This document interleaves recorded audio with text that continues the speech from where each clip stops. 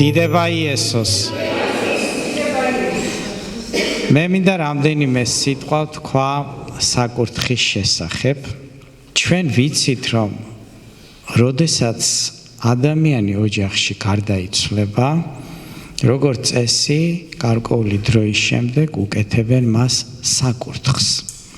მე მახსოვს ჩემს ბავშვობაში, როდესაც უნდათ საკურთხის გაკეთება, ისინი მიდიოდნენ მღვდელთან, მამაოსთან და ეკითხებოდნენ თუ როგორ უნდა გაეკეთებინათ მათ ეს საკურთხი, იმიტომ რომ გარკვეული წესი იყო და თავს ვალდებულად თვლიდნენ, რომ მიცვალებულისთვის საკურთხი უნდა გაეკეთებინათ, რადგან ფიქრობდნენ, რომ თუ ამას არ გააკეთებდნენ, რაღაცას დააკლებდნენ თავიანთ მიცვალებულს იმ ადამიანს, რომელიც მათ უყვარდათ, როცა ცოცხალი იყო. ამიტომ თავს ვალდებულად თვლიდნენ, რომ ეს გაეკეთებინათ.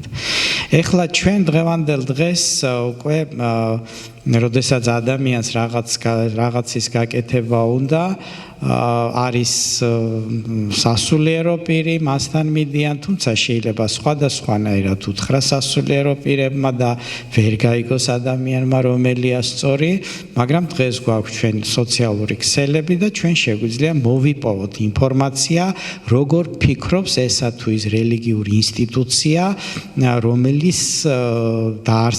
რომელშიც ხდება, რომლის წევრიც აკეთებს ამ საკურთხს. მე როდესაც შენ აკრიბავ დაგუგლავ საკურთხს, პირველი რაც ამოდის, ეს არის საიტი Orthodox.G, რომელიც ითვლება გარკვეულად ოფიციალურ საიტად, რომელსაც შეიძლება ენდო თუ რას ნიშნავს საკურთხი იმ რელიგიაში თუ იმ დენომინაციაში, რომელშიც კეთდება ეს რიტუალი.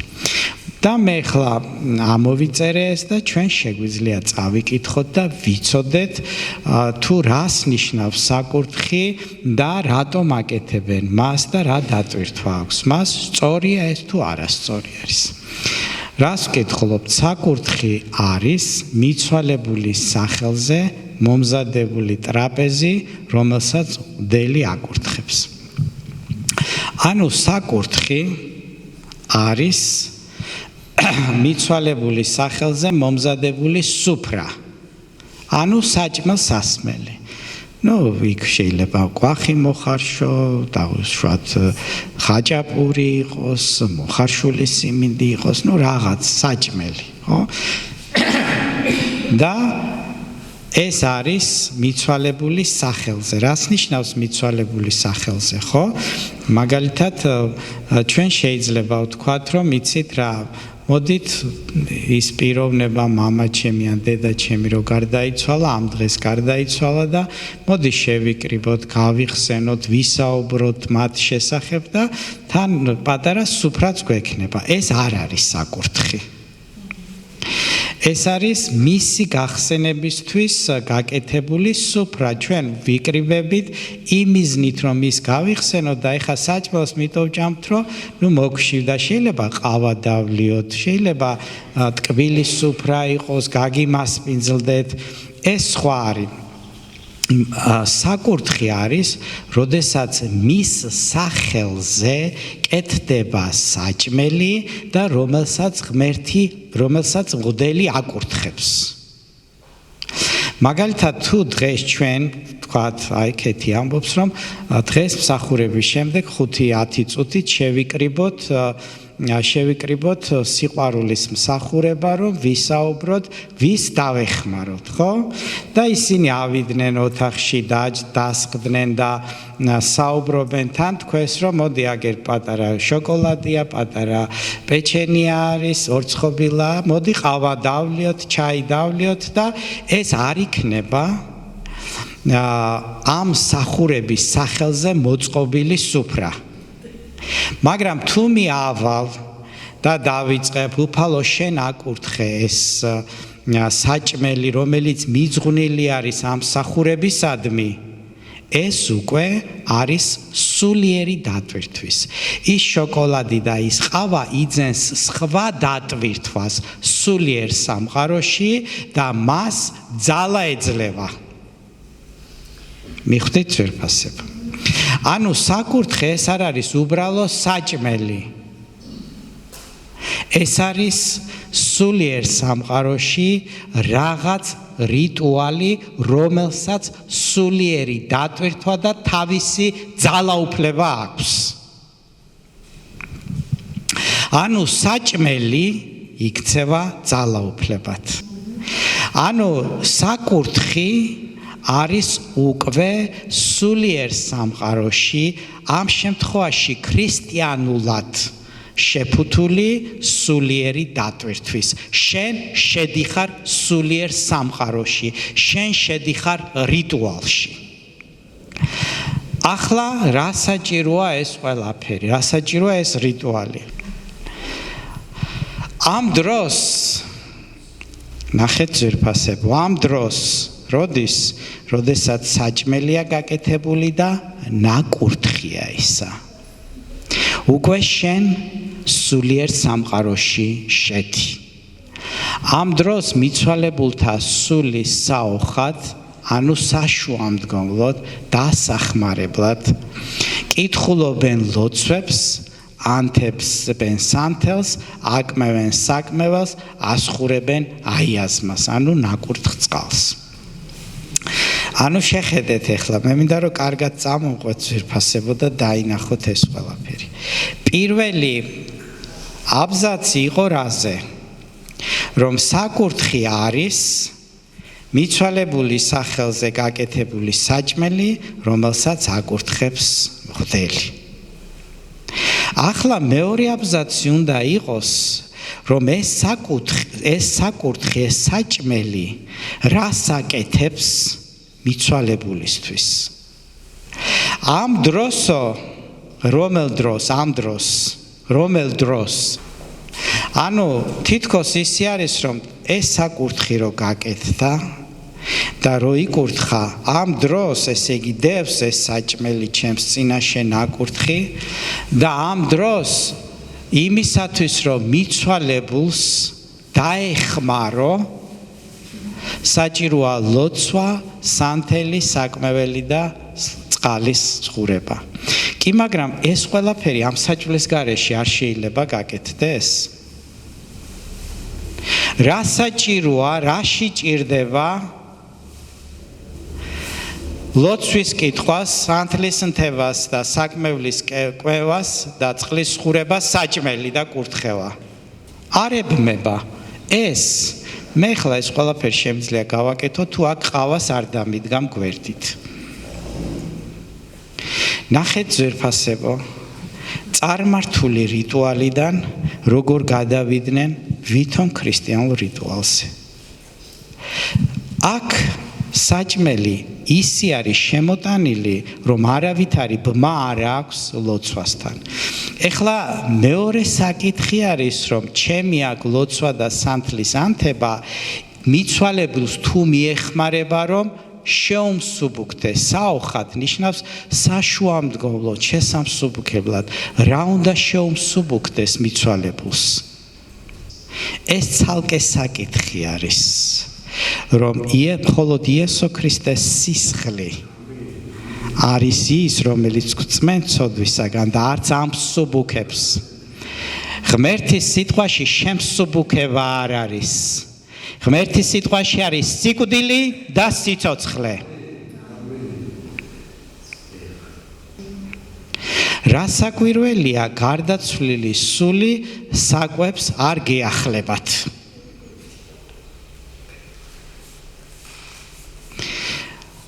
მოდით ვთქვათ, რომ ნახეთ ძვირფასებო, საჭმელი, სანთელი, ისევ საჭმელი, რა თქმა უნდა, ამ საჭმელს არ ჭამს ის. აბა რისთვის არის ეს ყველაფერი? მოდი გავაგრძელოთ. მას მადლით აღავსებს საკურთხის დროს აღვლენილი ლოცვები.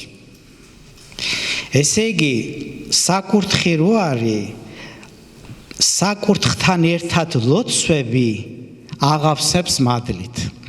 თუ ეს საჭმელსასმელი არ იქნება, ლოცვა ვერ მივა იქ. ეხლა მეორე საკითხი არის ლოცვით, ესე იგი ლოცვა აღავსებს მადლითო. მოდით თქვათ რა არის მადლი. მადლი ეს არის იესო ქრისტეს კეთილგანწყობა, იესო ქრისტეს საჩუქარი, რომ შენ იყო გამართლებული. საკურთხის დროს მადლით ის კი არ ჭამს ახლა ამ საკურთხს, მაგრამ ეს საკურთხი ეხმარება შენს ლოცვას, რომ ის მადლით გაივსოს. საჭმლით კი არ ივსებს კუჭს, მაგრამ მადლით ივსებს სულს.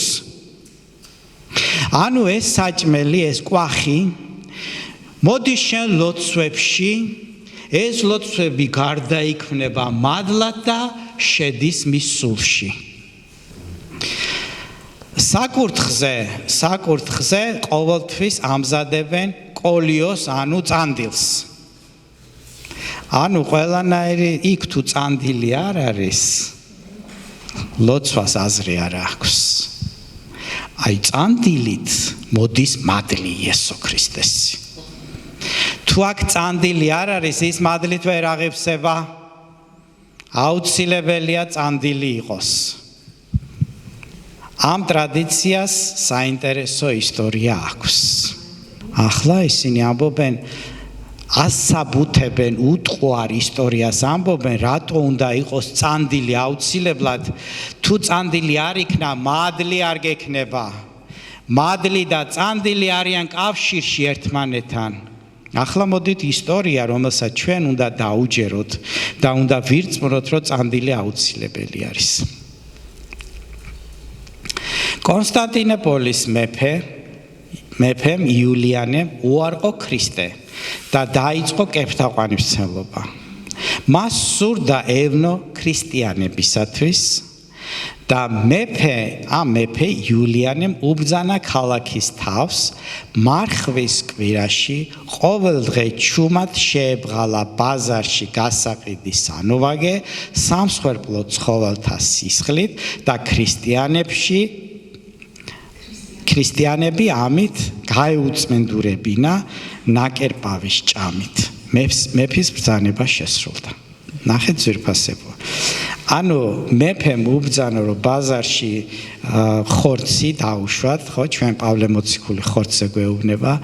ხორცს ხო ყიდულობდნენ ქრისტიანები, ხო? და მათ ეგონათ, რომ ჩვეულებრივ დაკლეს ძროხა და ხორცი მოიტანეს გასაყიდად და უნდა ეჭამათ.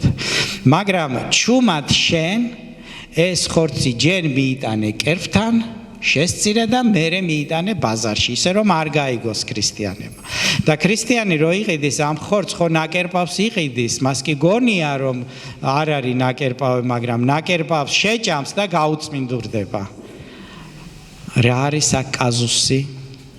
თუ შენ არ იცი რომ ის ნაკერპავია, ესე იგი შეგიძლია ჭამო.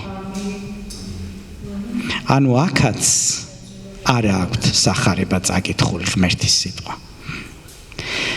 მაგრამ კონსტანტინოპოლის პატრიარქმა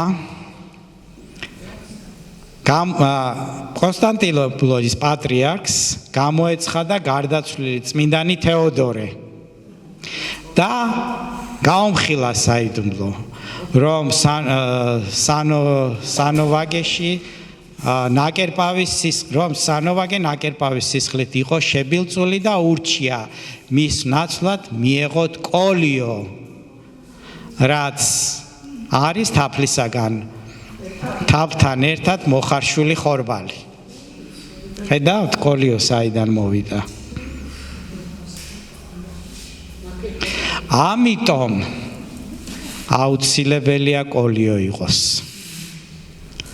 როგორი უთხოვარი საფუძველია, მოდით გავაგრძელოთ ძვირფასებო.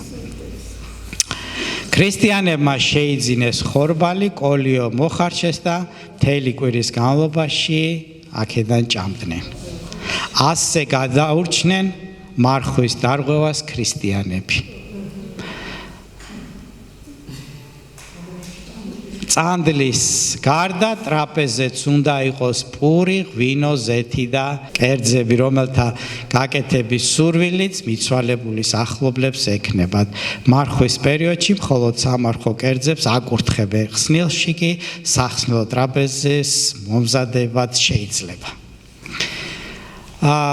ზოგჯერ საკუთხს შინს აკეთებენ, სანთელს ანთებენ, სამკმეველს შემოატარებენ და ღვინით მიცვალებული შესანდობას ამბობენ. ეს არ არის საკმარისი, საკურთხს იმიტომ ქვია საკურთხი, რომ ის იკურთხება. კურთხევას კი მხოლოდ სამღვდელო პირი ასრულებს, ამ დროს აღევნება პანაშვიდი და მღვდელი ღვთის სახელით შენდობას უგზავნის მიცვალებულს. სულ შენდობა რა არის? პატიებას უგზავნის მიცვალებულის სულს, ამის გაკეთება ერისკაც არ შეუძლია. კურთხევის შემდეგ საკურთხს მეტწილად ტაძარში ტოვებდნენ, ნაწილს ტაძრის გარეთ, გლახაკებს ურიგებენ, ზოგ სოფელში არ არის ტაძარი და შინაურებს უჭირთ საკურთხის გაკეთება და ასე შემდეგ. არსად არ არის ძვირფასებო და როგორ 40 დღის მერე უნდა გაკეთდეს და ასე შემდეგ. არსად არ არის ნახსენები იესო ქრისტეს სისხლი, ჯვარცმა, რწმენა და ღმერთის სულით ავსება. ბიბლია, ღმერთის სიტყვა, არსად არ არის ნახსენები. ეს არის სარწმუნოება ძვირფასებო. ეხლა ვინც არ იცის ღმერთის სიტყვა, ეს გონია სწორი. ეს გონია მართალი. და როდესაც ადამიანი გარდაიცვლება, აბა, შენ რო საკურთხს არ აკეთებ, გონიათ რომ მარსიდან ახარ ჩამოფრენილი. არა და ეს ხალხი რომ ამას აკეთებს, რამხელა უგუნურებას ჩადიან. ამიტომ ჩემო ძვირფასებო, მე ამას ყველაფერს მიტო ვამბობ, რომ მინდა რომ ადამიანების სიბნელიდან გამოვიდნენ. იმიტომ კი არ ვამბობ, რომ ვიღაცას ეხლა ვეჭიდები და ვეჭიდავები, არა, სიბნელიდან მინდა გამოვიდნენ. ამიტომ ძვირფასებო, ძალიან მნიშვნელოვანი არის სინათლე. დაწერილი არის, რომ ღმერთი იესო მოვიდა სიბნელში და სიბნელემ ვერ მოიცვა ის. დიდება იესოს! ჩვენი მოქალაქეობა ზეცაში არის. ჩვენ გვინდა სინათლე და ღმერთის სიტყვა არის სინათლე ძვირფასებო. დიდება ჩვენ უფალს.